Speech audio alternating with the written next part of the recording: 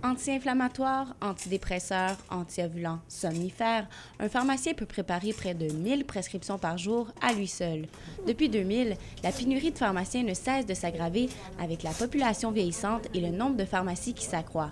On peut constater un manque d'environ 800 pharmaciens au Québec, ce qui fait un peu peur aux étudiants en pharmacie.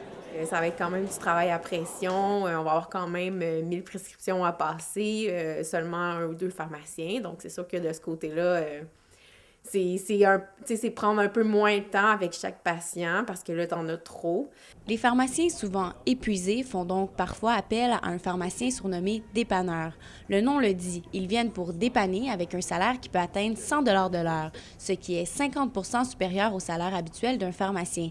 Mais il n'y a pas seulement l'argent qui les motive. C'est vrai, être de pharmacien dépanneur, c'est beaucoup plus payant.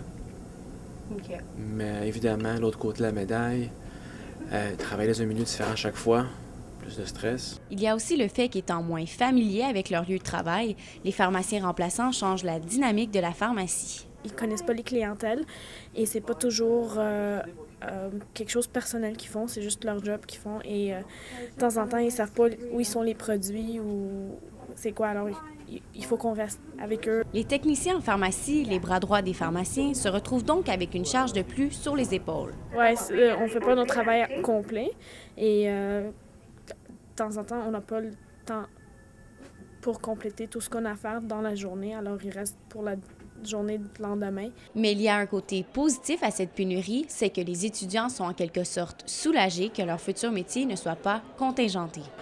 C'est sûr que c'est quand même rassurant si on compare à, mettons, d'autres programmes ou d'autres domaines que eux, quand ils sortent des fois, il faut qu'ils cherchent, il faut qu'ils courent après l'emploi, mais nous, on est vraiment plus, je veux dire, on est quand même chanceux. Oui, c'est le fun parce que c'est sûr que je vais pouvoir aller travailler où ce que je veux. Un pharmacien qui applique quelque part, ça n'existe pas de ce temps-ci, justement, parce qu'il manque beaucoup de pharmaciens. Donc, c'est sûr que pour de ce côté-là, c'est super le fun. That's why I was in the wrong file. Être pharmacien demeure un métier complexe où le professionnel a entre ses mains la santé de chacun de ses consommateurs.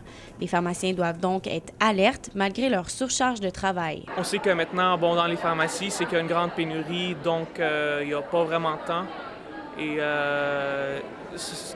ça a une grande influence sur nous quand même. Il faut vraiment faire vite. Des fois, on n'a pas vraiment le temps de prendre notre temps avec chaque patient. Chaque mois, chaque semaine, il y a de nouveaux médicaments. Donc, il faut savoir c'est quoi le médicament, c'est quoi les interactions, pourquoi c'est prescrit, à quelle dose.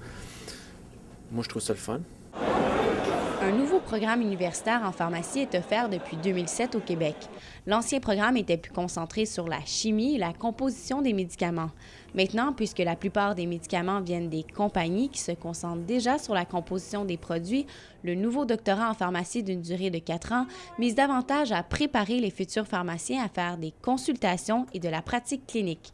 Ils font d'ailleurs des stages dès leur première année d'études. Vraiment beaucoup de pratique, là. C'est moins d'études et plus de pratique, puis c'est ça qui est rendu le nouveau programme aussi. La pénurie de pharmaciens touche aussi l'industrie pharmaceutique. Il manque aussi des chercheurs et des inspecteurs qui s'assurent que les pharmaciens suivent les normes du métier. Pourtant, ce n'est pas les étudiants qui manquent. Les universités reçoivent 5 fois plus de demandes qu'il y a de places disponibles.